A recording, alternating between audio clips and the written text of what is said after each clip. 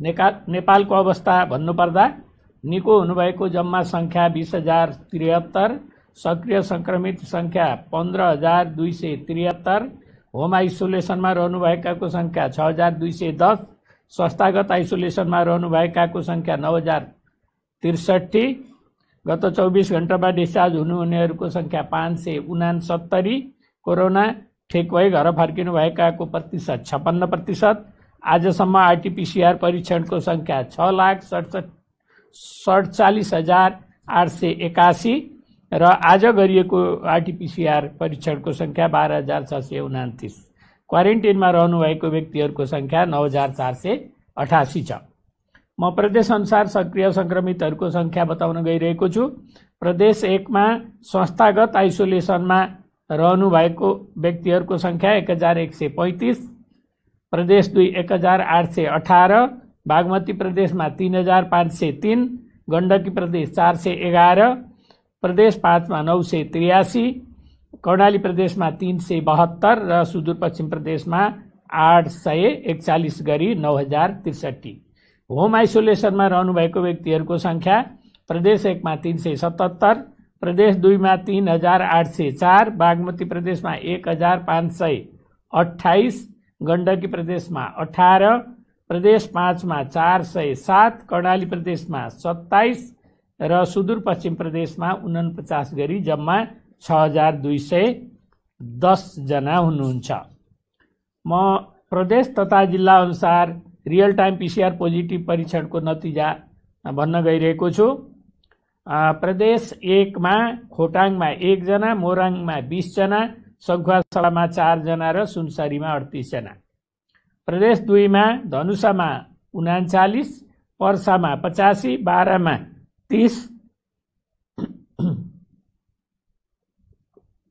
महोत्तरीमा 7, रौतहटमा 15, सप्तरीमा 22, सर्लाहीमा 6 र सिराहामा 7।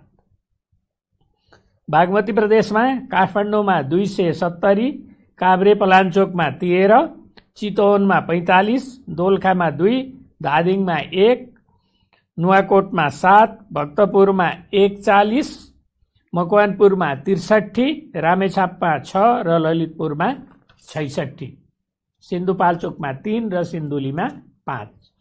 गण्डकी प्रदेशमा कास्कीमा 2, गोर्खामा 1, तनहुँमा 11, नवलपरासी पूर्वमा 17, पर्वतमा 1, लमजुङमा 3 र बागलुङमा 8।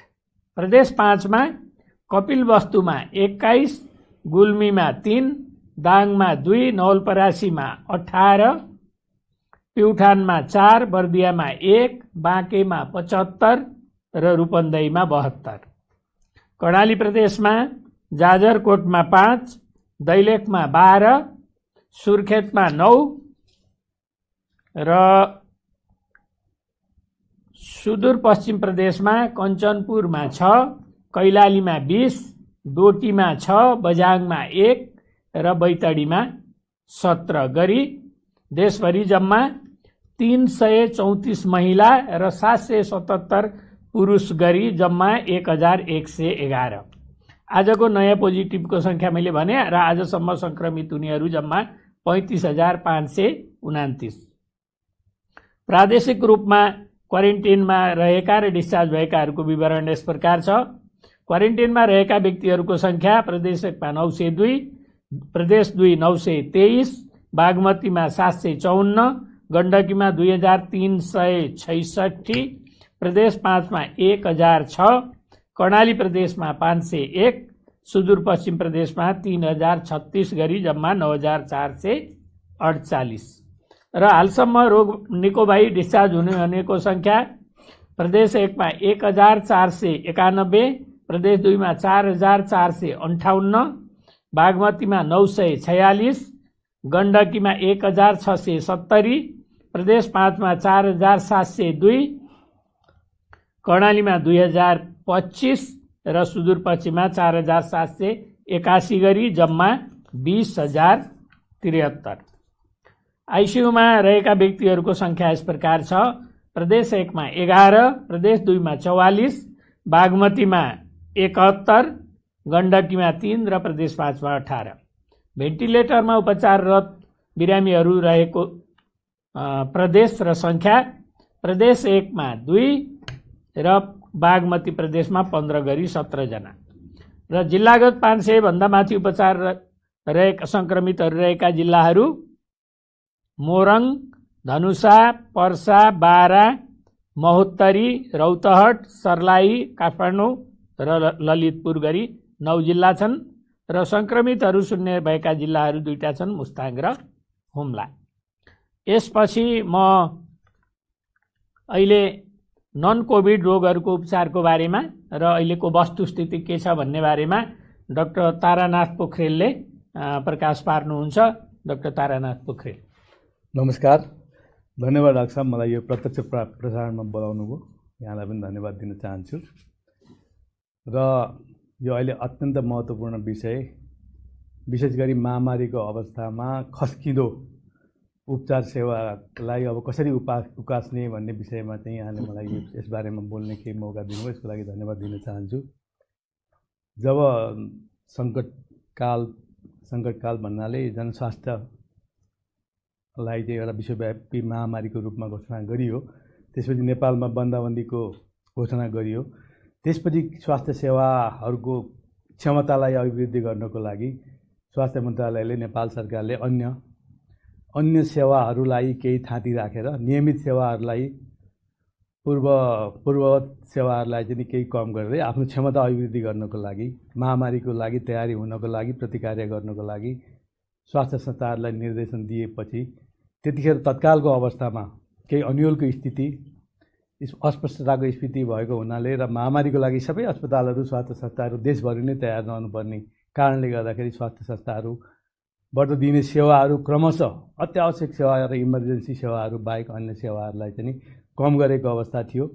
त्यसपछि क्रमशः फेरि विभिन्न बिमारीहरूले चाहिँ आफ्नो अन्य बिमारीको उपचारहरू राम्रोसँग नपाएको हुनाले बिमारीहरू चाहिँ एकदमै पीडित भए।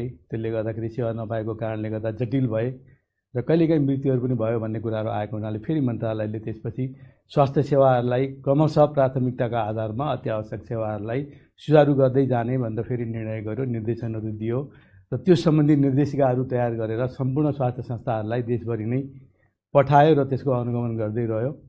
त्यति गर्दै पनि विभिन्न कारणहरूले स्वास्थ्य संस्थाहरूले, सरकारी, गैर सरकारी र निजी स्वास्थ्य संस्थाहरूले चाहिँ यो सेवाहरूलाई पहिलाको जस्तो पूर्वावस्था अवस्थामा चाहिँ ल्याउन सकेको अवस्था अहिले पनि छैन डाक्टर साहब। र अहिले आएर चाहिँ विभिन्न माध्यमहरूमा चाहिँ हाम्रा सार्वजनिक मिडियाहरू मार्फत चाहिँ नै सभ्य दृश्य सामग्री सहित सामाजिक सञ्जालहरूमा पनि अहिले केही बिमारीहरूले चाहिँ दिनमा 1-2वटा बिरामीहरू चाहिँ सुरुको बन्दाबन्दीको अवस्थादेखि नै सेवा नपाएको भन्ने खालका खबरहरू आउने गरेको हुँदा त्यसमा स्वास्थ्य तथा जनसङ्ख्या मन्त्रालयको ध्यानाकर्षण गम्भीर रूपमा पहिलेदेखि रहेको र अहिले पनि रहेको छ र समय समयमा स्वास्थ्य संस्था, अस्पतालहरूलाई र स्वास्थ्यकर्मी सेवा प्रदायकहरूलाई स्वास्थ्य संस्थाहरू नियमित रूपमा सञ्चालन गर्नुपर्छ र बिमारीहरू जुनसुकै हुन्, कोभिडका हुन् अथवा नन कोभिडका हुन् अथवा चाहिँ दीर्घ रोगीहरू हुन् अथवा सरुवा रोगहरू हुन्, अवस्था हेरिकन अत्यावश्यक सेवाहरूलाई क्रमशः दिँदै जानुपर्छ। सेवाहरू रोकेर नागरिकहरूको अधिकारलाई चाहिँ वञ्चित गर्न पाइँदैन, सेवा विमुख बनाउन पाइँदैन, जसको कारणले गर्दा बिमारीको अवस्था गम्भीर हुन र जटिल हुँदैन भन्ने मान्यताका साथ स्वास्थ्य मन्त्रालयले पटक पटक अनुरोध गर्ने, निर्णय गर्ने गर्दै पनि केही ठाउँहरूबाट स्वास्थ्य संस्थाहरूले सामान्यतया यो अवधिमा स्वास्थ्य मन्त्रालयले गरेका निर्णयहरूलाई कतिपय स्वास्थ्य संस्थाहरूले चाहिँ अस्पतालहरूले, निजी अस्पतालहरूले पालना नगरेको पनि पाइयो, जसले गर्दाखेरि यस्ता घटनाहरू हाम्रो सामु आइरहेका छन्। र भर्खरै पनि एउटा सिन्धुपाल्चोकबाट आएको एउटा महिला जसको दीर्घ श्वास प्रश्वासको समस्या रहेको थियो, ती महिला उपचारको लागि चाहिँ केएमसी, ओम अस्पताल लगायतका अस्पतालहरूमा आउँदाखेरि उपचार गर्न नमानेको, भर्ना लिन नमानेको र पछि हेम्स अस्पतालले चाहिँ 3 लाख रुपियाँ माग गरेको अथवा 3 लाख रुपियाँ भएपछि मात्रै भर्ना गर्छु भनेको र अन्त्यमा शिक्षण अस्पतालमा भर्ना भएको भन्ने खबरहरू पनि आएको छ। र यो आएको मात्रै होइन, सभ्य दृश्य सामग्री सहित सामाजिक सञ्जालमा आएको हुनाले यसमा स्वास्थ्य सेवा विभागको गम्भीर ध्यान आकर्षण भएको छ र यसलाई लिखित रूपमा चाहिँ नै यदि कारबाहीको लागि लेखेर आयो भने तत्काल हामी उपचार गर्न तयार पनि छौँ र यस्ता केही समय समयमा यस्ता घटनाहरूको छानबिन गरेर उपचार पनि गर्दै रहेको अवस्था छ। र मुख्य रूपमा भन्नुपर्दाखेरि नेपाल सरकारले अथवा राज्यले नेपालको संविधानमा स्वास्थ्य सेवा र शिक्षा सेवालाई चाहिँ मौलिक अधिकारको मौलिक हकको रूपमा परिभाषित गर्दै यसलाई जसरी पनि नागरिकहरूलाई स्वास्थ्य सेवा उपलब्ध गराउने राज्यको दायित्व हो। यसलाई चाहिँ नीतिगत व्यवस्था कानुनी व्यवस्था मार्फत चाहिँ स्वास्थ्य सेवा उपलब्ध जसरी पनि गराउनुपर्छ जहाँ पनि भन्ने उद्देश्यका साथ विभिन्न खालका नीति रणनीतिहरू र कानुनहरूको व्यवस्था गरेको छ, लागू पनि गरेको छ र गर्दै गएको छ। अहिले सङ्क्रमणकाल देशको प्रशासनिक संरचनाको अवस्थामा र अहिले कोभिड महामारीको सङ्क्रमणको दुवै अवस्थालाई फाइदा लिएर केही स्वास्थ्य संस्थाहरूले केही अस्पतालहरूले चाहिँ यो अवस्थामा धमिलो पानीमा माछा मार्ने हिसाबले पनि कहिलेकाहीँ आएका बिरामीहरूलाई चाहिँ समयमा उपचार नगरिदिने, बिरामीको अवस्था हेर्ने, पहिला आर्थिक अवस्था कस्तो छ हेर्ने अनि भन्दा लिने नलिने भन्ने निर्णय गर्ने हिसाबले बिरामीहरू अत्यन्त मारमा परेको भन्ने कुराहरू पटक पटक आइरहेको छ। यसो गर्नु हुँदैन, किनभने यी सबै स्वास्थ्य संस्थाहरू जुनसुकै तहका स्वास्थ्य संस्थाहरू सरकारी गैर सरकारी निजी स्वास्थ्य संस्थाहरू जुनसुकै तहका हुन्, जुनसुकै निकायबाट दर्ता भएका स्वास्थ्य संस्थाहरूलाई पनि नेपाल सरकारले कुनै न कुनै निकायबाट पनि स्वीकृति गर्ने गरेको छ र स्वीकृति गर्दाखेरि उहाँहरूलाई मापदण्डहरू दिएको छ। मापदण्डको आधारमा उहाँहरूले प्रतिबद्धता व्यक्त गर्नुपर्छ। हामी पूर्वाधार तयार गर्छौँ, जनशक्ति तयार गर्छौँ, नीति नियमहरू मान्छौँ, बिमारीहरूलाई हामी उपचार गर्छौँ र विशेष गरी विपन्न र गरिब बिरामीहरूको लागि 10% शैय्या छुट्याउँछु भनेर उहाँहरूले लिखित प्रतिबद्धता गरेको अवस्था छ र उहाँहरूलाई चाहिँ यदि गर्नु भएन भने राज्यले उहाँहरूलाई अधिकार दिएको हो स्वास्थ्य संस्थालाई र अधिकारलाई मात्रै उहाँहरूले अगाडि अहिले ल्याइरहनु भएको छ। खालि यो भएन त्यो भएन हामीलाई भन्ने कुराहरू र आफ्नो कर्तव्य र दायित्वलाई बिर्सिरहेको अवस्था छ। यसो गर्नु हुँदैन, किनभने बिमारीहरू भनेका चाहे गरिब हुन् चाहे धनी हुन्, पैसा तिर्न सक्ने हुन् पैसा तिर्न नसक्ने हुन्, ती सबै हाम्रा वास्तवमा भन्दाखेरि हाम्रा अन्नदाता हुन्। हामीलाई हाम्रो परिवारलाई हाम्रा छोराछोरीलाई पढाउने र हामीहरू सबैलाई कार चढेर हिँड्ने अवस्थामा पुर्याउने तिनै बिरामीहरू हुन्, तिनीहरू भगवान हुन्। त्यसैले बिमारीलाई कहिले पनि हेला नगरौँ, बिमारीलाई सम्मान गरौँ, उपचार गरौँ। पैसा छ भने उपचार गरेर पठाउँ, छैन भनेदेखि त्यसको काहीँ न काहीँ व्यवस्था गर्नुपर्छ।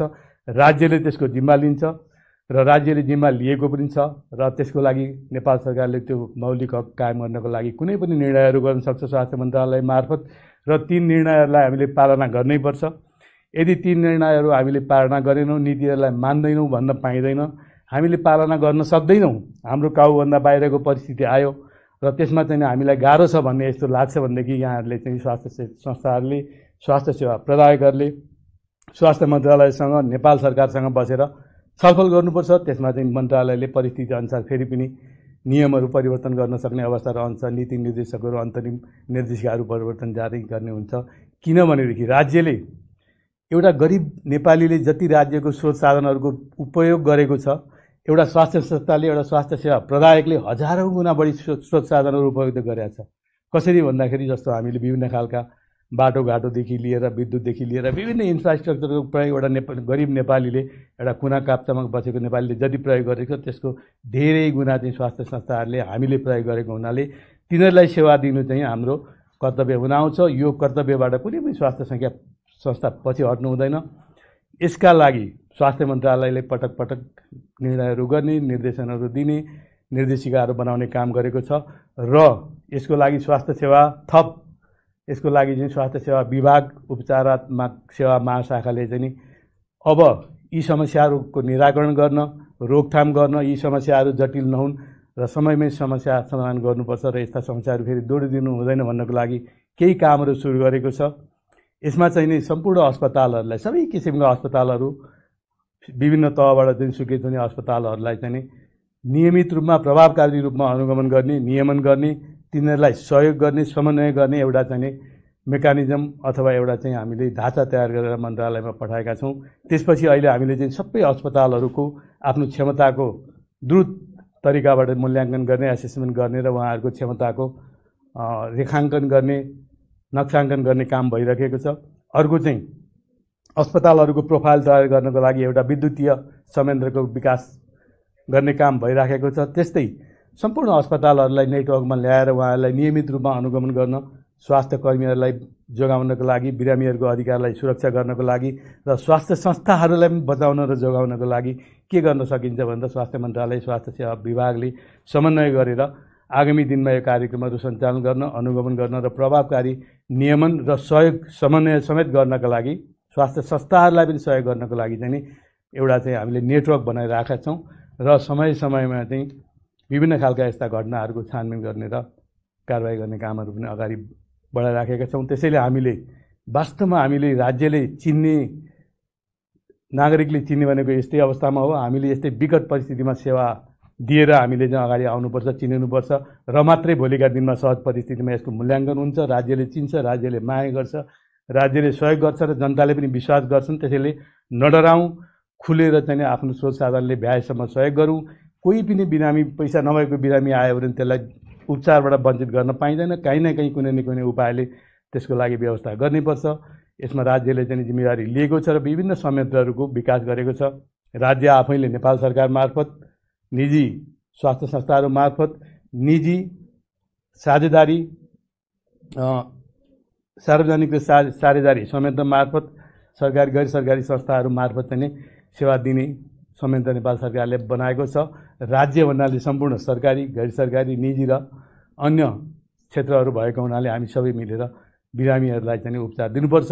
कोभिडभन्दा अन्य खालका सेवाहरू जो जटिल भएर अहिले चाहिँ बिरामीहरूको मृत्यु समेत भइरहेको कुराहरू दिनदिनै आएको हुनाले यो समस्यामा जान नदिनको लागि कुनै पनि बिमारी सेवा लिन आएपछि हामीले ती बिरामीहरूलाई रेस्पोन्स नगरिकन फर्काउनु हुँदैन। कुनै न कुनै उपायले सेवा दिनुपर्छ।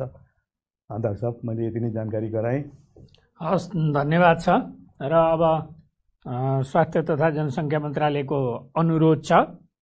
स्वास्थ्य तथा जनसङ्ख्या मन्त्रालयले कोभिड-19 को जोखिम रहेको स्थानमा बसोबास गर्ने व्यक्तिहरूलाई लक्षित गरी परीक्षणको दायरा फराकिलो बनाएको छ।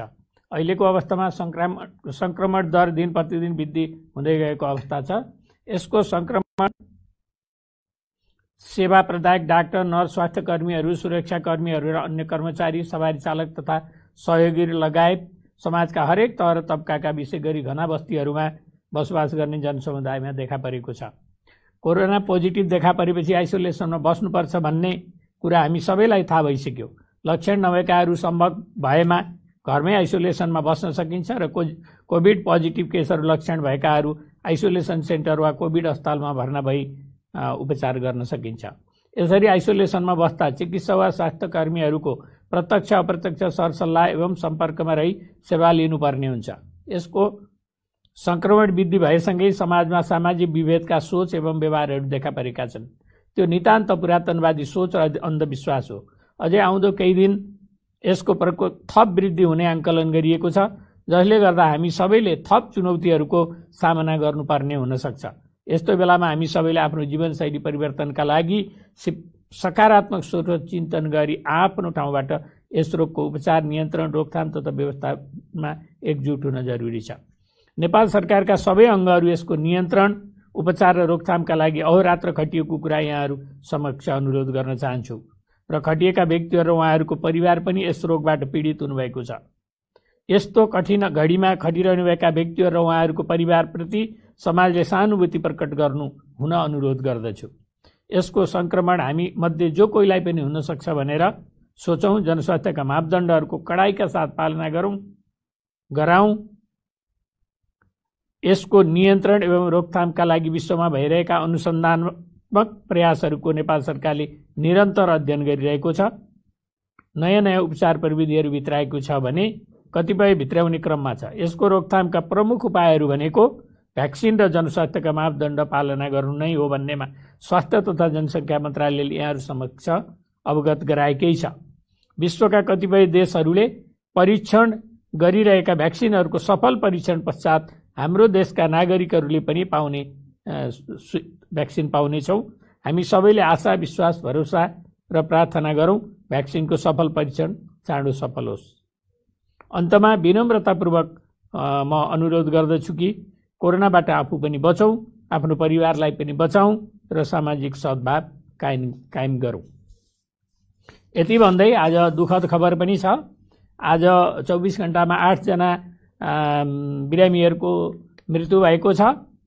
त्यसमध्ये महिला 5 जना हुनुहुन्छ। ललितपुरको 65 वर्षीय एक महिला, बाराको 23 वर्षीय एक महिला, कास्कीको 32 वर्षीय एक महिला, रूपन्देहीको 70 वर्षीय एक महिला र बाँकेको 70 वर्षीय एक महिला हुनुहुन्छ र पुरुषमा काठमाडौँको एकजना 48 वर्षको पुरुष, पर्साको 62 वर्षको एक पुरुष र कपिलवस्तुको 50 वर्षको एक पुरुष हुनुहुन्छ र आजसम्म निधन हुनेको संख्या जम्मा 183 पुगेको छ। यो संक्रमित हुनेहरूको जम्मा टोटलको प्रतिशतमा भन्दा 0.52% हुन्छ निधन भएको छ। यसमा चाहिँ निधन हुने प्रति स्वास्थ्य तथा जनसङ्ख्या मन्त्रालय हार्दिक श्रद्धाञ्जली दिन चाहन्छ र शोकाकुल परिवारप्रति हार्दिक संवेदना प्रकट गर्दछ। यति भन्दै आजको यो कोभिड-19 को अपडेट यहीँनिर सकिन्छ। डाक्टर तारानाथ पोखरेल, दिनेश श्रेष्ठ सहित अरू साथीहरूलाई म धन्यवाद दिन चाहन्छु र म यहाँबाट बिदा हुन्छु। नमस्कार।